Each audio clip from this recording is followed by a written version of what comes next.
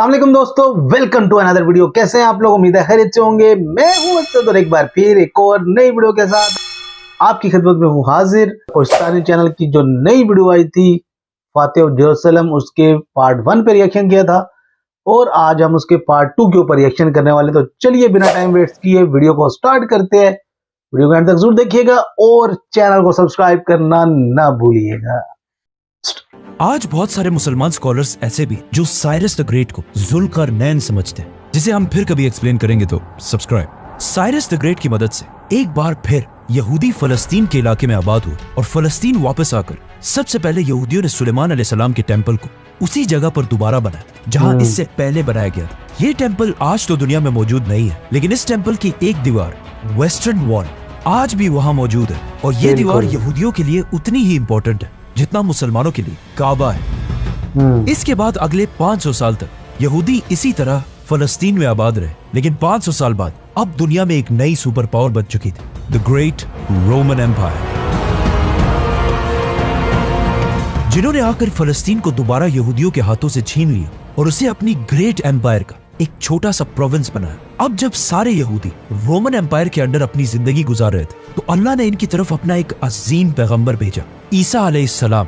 उस वक्त तक यहूदी इतने करप्ट हो चुके थे कि वो अल्लाह की तरफ से भेजे गए पैगंबरों की भी बातें नहीं सुनते थे, बल्कि इससे पहले उन्होंने जकरिया और याह्या अलैहिस्सलाम को भी जान से मार दिया था। ईसा अलैहिस्सलाम ने यहूदियों को समझाने की बहुत कोशिश की, लेकिन सिर्फ कुछ लोगों के अलावा बाकी सारे यहूदियों ने ईसा अलैहिस्सलाम की बात नहीं मानी और उन्हें एक झूठा पैगंबर कहा, और सारे यहूदियों ने रोमन एम्पायर के साथ मिलकर ईसा अलैहिस्सलाम को मारने की साजिश की। और जैसे ये सब मिलकर ईसा अलैहिस्सलाम को मारने वाले थे, बिल्कुल आखिरी टाइम में अल्लाह ने उन्हें बचा लिया और उन्होंने ईसा अलैहिस्सलाम के बजाय एक दूसरे शख्स को सूली पर चढ़ाकर मार दिया। अब ईसा अलैहिस्सलाम तो दुनिया से चले गए, लेकिन यहूदियों और रोमन्स के दरमियान आहिस्ता आहिस्ता लड़ाइयां शुरू होने लगी। ईसा अलैहिस्सलाम के बाद अल्लाह ने यहूदियों को कभी भी माफ नहीं किया, क्योंकि ईसा अलैहिस्सलाम के बाद आज तक यहूदियों के पास और कोई पैगंबर नहीं भेजा गया। और ईसा अलैहिस्सलाम के खिलाफ साजिश करने पर अल्लाह ने यहूदियों से ऐसा बदला लिया कि उनके जाने के कुछ ही अरसे बाद रोमन्स और यहूदियों की लड़ाई शुरू हुई और रोमन्स ने यहूदियों को ऐसा तबाह किया कि अगले 2000 साल तक यहूदी दोबारा फलस्तीन में आबाद नहीं हो सके। रोमन्स ने फलस्तीन में लाखों यहूदियों को मारा और इवन यहूदियों के मेन टेम्पल सुलेमान अलैहिस्सलाम के टेम्पल को भी आग लगाकर गिरा दिया, जिसके बाद आज तक यहूदी ये टेम्पल दोबारा नहीं बना सके। लेकिन यहूदियों का मानना है कि आखिरी जमाने में उनका एक मसीह आएगा जो दोबारा जेरूसलम की इसी जगह पर उनका तीसरा और आखिरी टेम्पल बनाएगा, और तब यहूदी पूरी दुनिया पर हुकूमत करेंगे। और रोमन्स ने यहूदियों पर हमेशा के लिए पाबंदी लगा दी कि यहूदियों को अपनी होली सिटी जेरूसलम की तरफ आने की इजाजत नहीं है। और अगले 600 साल तक रोमन एम्पायर ही फलस्तीन पर हुकूमत करती रही। और इन्हीं 600 साल के दौरान अपने रिलीजन को छोड़कर पूरी रोमन एम्पायर ने क्रिश्चियनिटी को अपना रिलीजन बनाया। यहाँ तक स्टोरी सिर्फ इब्राहिम अलैहिस्सलाम के एक बेटे इसहाक अलैहिस्सलाम के नस्ल के बारे में थी, लेकिन यहाँ से दुनिया की स्टोरी बिल्कुल बदल जाती है, क्योंकि इब्राहिम अलैहिस्सलाम के पहले बेटे इस्माइल अलैहिस्सलाम, जो इससे हजारों साल पहले फलस्तीन को छोड़कर अरब में आबाद हुए थे, अल्लाह ने उन्हीं के नस्ल में से अपना आखिरी पैगंबर भेजा, मुहम्मद सल्लल्लाहु अलैहि वसल्लम। अब जब मक्का में रसूलुल्लाह सल्लल्लाहु अलैहि वसल्लम लोगों को इस्लाम की दावत दे रहे थे, तो उसी टाइम एक बार फिर फलस्तीन पर हमला किया गया, लेकिन इस बार ये हमला पर्शियन एम्पायर के बादशाह ने किया। उसने जेरूसलम को फतह करके यहाँ 1 लाख क्रिश्चियंस को मार दिया और अगेन जेरूसलम की पूरी सिटी को तबाह कर दिया और यहाँ के चर्चेस को भी आग लगा दी और उस क्रॉस को भी अपने साथ वहाँ से ले गए, जिस पर क्रिश्चियंस समझते हैं कि ईसा अलैहिस्सलाम को मारा गया था। आज भी दुनिया के हर चर्च में इसी क्रॉस की कॉपी बनाकर लगाई जाती है। इस सब के कुछ ही अरसे बाद रोमन एम्पायर ने पर्शियंस को तो हरा दिया और जेरूसलम को दोबारा आबाद कर लिया। ये इतनी अजीम जंग थी कि कुरान के सूरह रोम में इस जंग के बारे में आयत भी भेजी गई, जिसे हम इस वीडियो में एक्सप्लेन कर चुके हैं। इस सब के बाद रोमन एम्पायर ने तो पर्शियंस को हरा दिया और अपने क्रॉस को वापस लाकर पूरे जेरूसलम की सिटी को दोबारा आबाद किया। और अब रोमन एम्पायर का ख्याल था कि उन्हें चैलेंज करने वाला दुनिया में अब कोई भी नहीं। लेकिन साथ ही अरब में मुसलमानों की खिलाफत बहुत तेजी से आगे बढ़ रही थी और मुसलमानों की खिलाफत इतनी मजबूत हो चुकी थी कि कुछ ही सालों में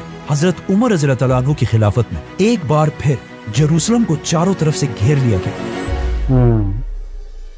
नाउ जेरूसलम के लीडर सफ्रोनियस को इस सिटी की हिस्ट्री का बहुत अच्छी तरह पता था और उसे पता था कि इससे पहले जिसने भी इस सिटी को फतह किया, उसने इस सिटी की एक एक चीज को तबाह किया। तो अब सफ्रोनियस इस बात से डर रहा था कि अब मुसलमान भी इस सिटी का वही हाल ना करें जो इससे पहले बाकियों ने किया था। सफ्रोनियस जेरूसलम से अपने बादशाह हरकल की तरफ लेटर्स भेजता रहा कि वो आकर इसकी मदद कर सके, लेकिन 4 महीने गुजरने के बाद भी कोई भी उसकी मदद के लिए नहीं आया। तो उसने मजबूरन इस सिटी को सरेंडर करने का इरादा किया, लेकिन सरेंडर से पहले उसने एक बहुत ही अजीब डिमांड रखी जो इससे पहले किसी ने भी नहीं रखी थी। सफ्रोनियस ने मुसलमानों के जनरल अबू उबैदा की तरफ लेटर भेजा कि मैं सिर्फ एक ही शर्त पर इस अजीम सिटी को मुसलमानों के सामने सरेंडर करूंगा कि मुसलमानों के खलीफा उमर बिन खत्ताब खुद आकर मुझसे मिले, क्योंकि सफ्रोनियस के दिल में अब जेरूसलम को बचाने की सिर्फ एक ही उम्मीद, खलीफा उमर बिन खत्ताब। क्योंकि सफ्रोनियस ने इससे पहले हजरत उमर के बारे में बार बार सुना था कि हजरत उमर दुनिया के बाकी सारे बादशाहों से बहुत ही डिफरेंट है, बल्कि वो अपने आप को बादशाह कहलवाना भी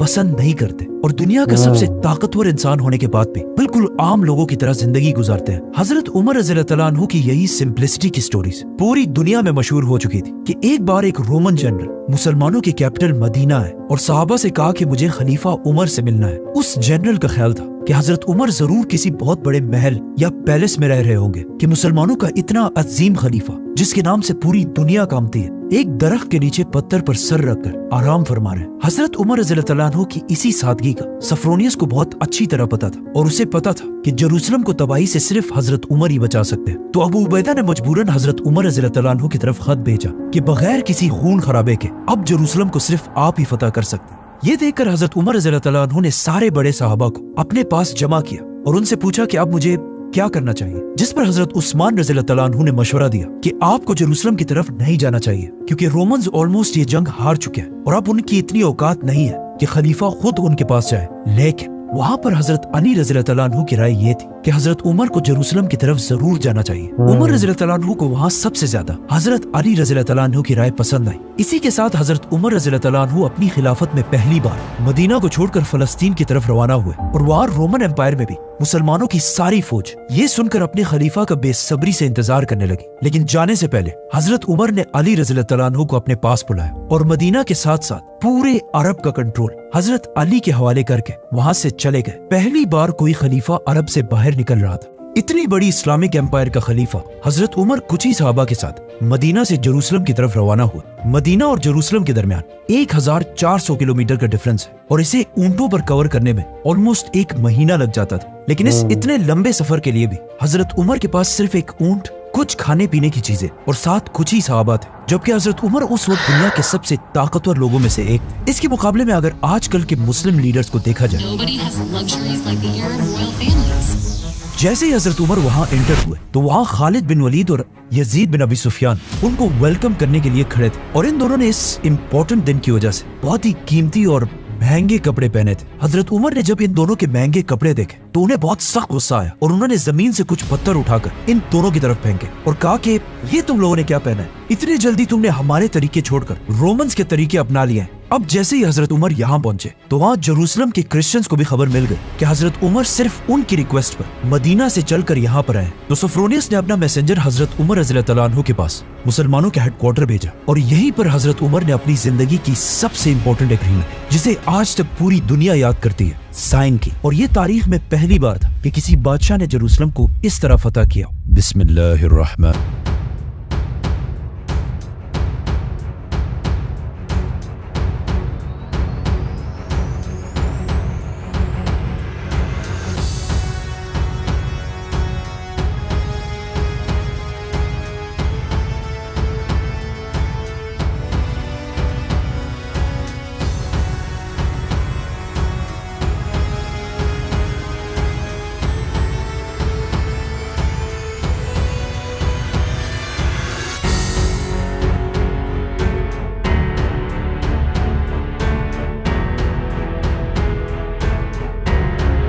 600 साल से रोमन्स ने यहूदियों के जेरूसलम आने पर पाबंदी लगा दी थी। हालांकि ये यहूदियों के लिए सबसे इम्पोर्टेंट जगह थी। क्रिश्चियंस ने जेरूसलम सरेंडर करने से पहले यही डिमांड रखी थी कि मुसलमान भी बिल्कुल पहले की तरह यहूदियों के इस सिटी में आने पर पाबंदी लगा दें। लेकिन हजरत उमर को इनकी ये बात पसंद नहीं आई और इस एग्रीमेंट में लिखा कि यहूदी जब भी जेरूसलम आना चाहे आ सकते। लेकिन हजरत उमर को पता था कि अगर 600 साल बाद यहूदी दोबारा आकर जेरूसलम में आबाद हुए तो यहाँ के क्रिश्चियंस और यहूदियों के दरमियान बहुत बड़ी लड़ाई शुरू होगी, क्योंकि ये सिटी सब रिलीजन्स के लिए एक होली सिटी थी। तो हजरत उमर ने ऑर्डर किया कि यहूदी यहाँ आ तो सकते हैं लेकिन यहाँ रह नहीं सकते। हजरत उमर रज़ियल्लाहु अन्हु का ये ऑर्डर इतना ब्रिलियंट था क्योंकि अगर आज देखा जाए, जब से यहूदी फलस्तीन आकर जबरदस्ती आबाद हुए तब से लेकर आज तक फलस्तीन में एक अनएंडिंग वॉर चल रही है जो आज तक जारी है।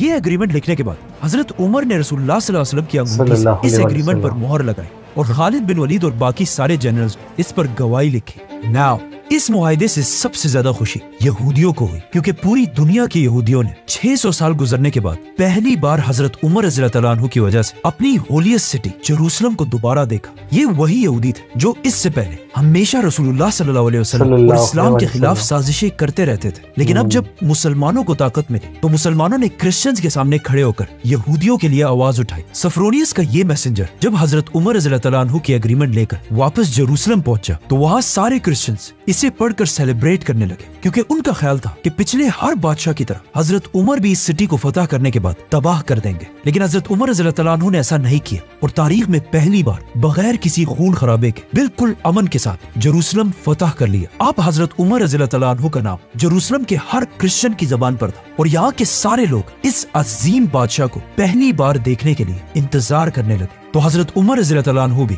मुसलमानों के हेडक्वार्टर को छोड़कर पहली बार जेरूसलम की तरफ रवाना हुए। जैसे ही हजरत उमर रज़ियल्लाहु अन्हु जेरूसलम के बाहर मुसलमानों की फौज के करीब पहुंचे तो वहाँ अबू उबैदा रज़ियल्लाहु अन्हु और बाकी मुसलमानों ने उनका वेलकम किया। उन मुसलमान जनरल्स ने जब हजरत उमर रज़ियल्लाहु अन्हु के सादा और पुराने कपड़े देखे तो उन्होंने हजरत उमर रज़ियल्लाहु अन्हु से रिक्वेस्ट की कि आप ये पुराने कपड़े चेंज करके कुछ नए और महंगे कपड़े पहने और हजरत उमर रज़ियल्लाहु अन्हु की सवारी के लिए एक खूबसूरत घोड़ा भी लेकर आए। लेकिन हजरत उमर रज़ियल्लाहु अन्हु ने उन सब से कहा कि नहीं, एक जमाना था कि हम दुनिया के सबसे कमजोर और बैकवर्ड लोगों में से थे और आज जो हमें ये इज्जत मिली है वो हमारे कपड़ों या सवारी की वजह से नहीं बल्कि सिर्फ और सिर्फ इस्लाम की वजह से मिली है। ये कहते ही हजरत उमर रज़ियल्लाहु अन्हु यहाँ से जेरूसलम की तरफ रवाना हुए। अब यहाँ पे एक बहुत ही इंटरेस्टिंग स्टोरी और एक बहुत बड़ी कंफ्यूजन भी है कि हजरत उमर रज़ियल्लाहु अन्हु अपने गुलाम के साथ सिर्फ एक ही ऊंट पर जेरूसलम की तरफ गए। रास्ते में ये दोनों बारी बारी इस ऊंट की सवारी करते थे और जैसे ये दोनों जेरूसलम पहुंचे तो ऊंट पर हजरत उमर नहीं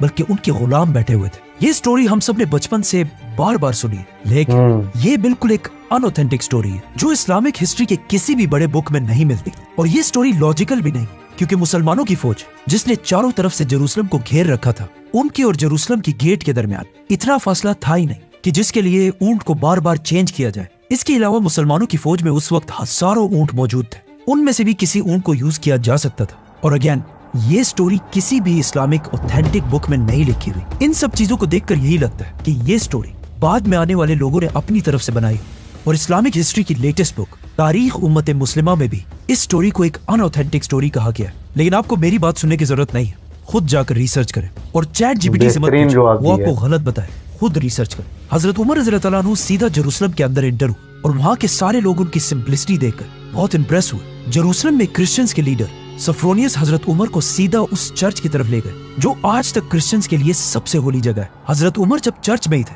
तो नमाज का वक्त हुआ। सफरोनियस ने वहीं पर हजरत उमर को चर्च के अंदर ही नमाज पढ़ने की रिक्वेस्ट की, लेकिन हजरत उमर ने वहाँ नमाज नहीं पढ़ी और कहा कि अगर मैंने यहाँ पर नमाज पढ़ ली तो मुसलमान जरूर इस चर्च को एक दिन मस्जिद में कन्वर्ट करेंगे। और हजरत उमर नहीं चाहते थे कि मुसलमान क्रिश्चियंस की इस होली जगह को बदल दें। और हजरत उमर की बात बिल्कुल सही थी क्योंकि आज इस चर्च के करीब ही उमर बिन खत्ताब के नाम से एक मस्जिद बनाई गई है। हजरत उमर यहाँ से सीधा बैतुल मकदस की तरफ गए और देखा कि रोमन्स ने यहूदियों की नफरत की वजह से बैतुल मकदस को गंदगी का ढेर बनाया हुआ है। तो हजरत उमर बाकी सहाबा के साथ खुद अपने हाथों से बैतुल मकदस की सफाई करने लगे।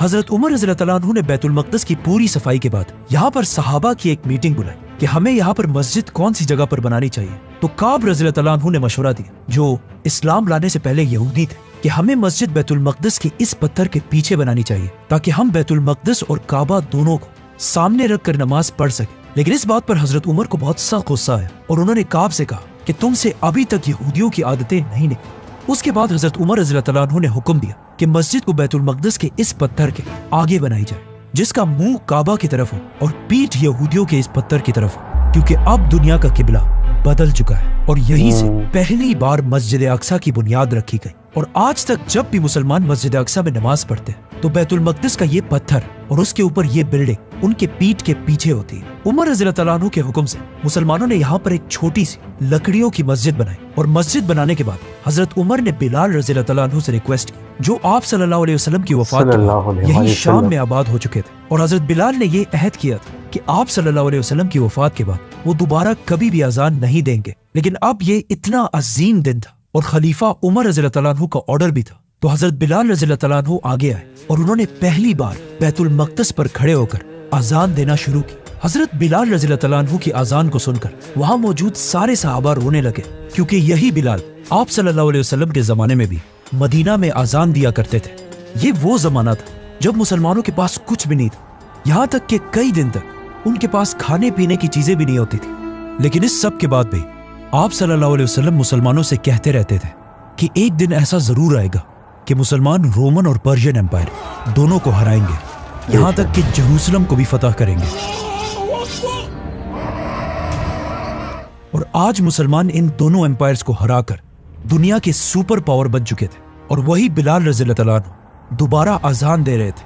उस दिन से लेकर आज तक पिछले 1400 साल से हर दिन बैतुल मक़दिस में उसी तरह अजान दी जाती है, और इस तरह इस अजीम सिटी, पैगंबरों की सिटी जेरूसलम को बगैर कोई खून बहाए हजरत उमर रज़ी अल्लाह तआला अन्हु ने फतह कर लिया। लेकिन जेरूसलम की फतह का तो रसूलुल्लाह सल्लल्लाहु अलैहि वसल्लम ने पहले ही बता दिया था, लेकिन इसके साथ ही आप सल्लल्लाहु अलैहि वसल्लम ने एक और भी बहुत शॉकिंग बात कही थी कि एक दिन जंगे तबूक के दौरान आप सल्लल्लाहु अलैहि वसल्लम अपने कैंप में बैठे हुए थे, तो उन्होंने पास बैठे एक सहाबी से कहा कि मुझसे कयामत की कुछ निशानियां सुनो। मेरी मौत, जेरूसलम की फतह, और इस फतह के बाद एक ऐसी बीमारी जो तुम मुसलमानों को ग्रेट नंबर्स में मारेगी। और जेरूसलम फतह करने के बाद एग्जैक्टली ऐसे ही हुआ। इस बीमारी ने हजारों मुसलमानों की जान ली और मुसलमानों के बड़े बड़े जनरल्स अबू उबैदा, यजीद और माज बिन जबल शहीद हुए। और इन्हीं के साथ दुनिया की तारीख के सबसे बड़े जनरल खालिद बिन वलीद भी अपने जिस्म पर जख्मों की वजह से इस दुनिया से चले गए। इन सब बड़े बड़े जनरल्स की वफात के बाद अब कुछ नए लोगों को चांस मिला कि वो सामने आकर लीडर्स बन सके, जिनमें से एक का नाम था मुआविया बिन अबी सुफियान। सब्सक्राइब। तो ये था इस वीडियो का सेकंड पार्ट। जैसा कि मैंने कल कहा था कि इसका जो सेकंड पार्ट होने वाला है वो बहुत जबरदस्त होने वाला है। फर्स्ट पार्ट के अंदर इन्होंने कंप्लीट हिस्ट्री बताई थी यरूशलेम के बारे में, और फिर सेकंड पार्ट में बताया कि हजरत उमर फारूक रजी अल्लाह तआला अन्हु ने बिना खून खराबे के यरूशलेम को कैसे फतह किया। एक एग्रीमेंट साइन हुआ। उस टाइम 600 सालों तक क्रिश्चियंस ने यहूदियों के ऊपर पाबंदी लगा दी थी, वो यरूशलेम के अंदर नहीं आ सकते। तो हजरत उमर फारूक रजी अल्लाह तआला अन्हु ने फर्स्ट टाइम यहूदियों को इजाजत दी थी कि वो अपने मुकद्दस शहर आके इबादत कर सकते हैं, मगर वहां पे आके आबाद नहीं हो सकते हैं। उम्मीद है आपको ये वीडियो पसंद आई होगी। वीडियो को लाइक कीजिएगा, ज्यादा से ज्यादा शेयर कीजिएगा और चैनल को सब्सक्राइब करना ना भूलिएगा। मुझे दें इजाजत, मिलते हैं एक और नई वीडियो के साथ। तब तक के लिए रखिएगा अपना बहुत सारा ख्याल। अल्लाह हाफिज।